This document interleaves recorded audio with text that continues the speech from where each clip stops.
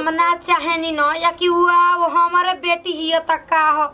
हम ना चाहेनी कि वो गांव में अपन लाद डालो सुना सब तबीयत खराब ओकरी बात के दुखैया जे जनी होतन तो ओकर आदत है जदी रही 10 दिन कंट्रोल में रहिए जे बस आप ठीक बानी ना दुनिया का कहता उ हमनी के फर्क नहीं के पड़े ठीक है बेटे रे तनी का करबो सो तर कुछ करत रही सन बड़ी हराम जादी नहीं रे हम चाहेनी ना कि वही जे रह जो ओकर काम बा कुछ हो के हम फोन करो हम भेजवा दी लेकिन हमारा दुआरी नती आवो केहू का मातारी ना चाही ना कि हमर बेटी ना हो लेकिन वैसे कोई देले हियो सब चीज ने बुच्ची जी के पसंद के बना देता नी ना तो हनाई लगी हां का करबो से कुछ बना तो सब होई तारे ये छोटी एको गलती ना होके के चाहिए रे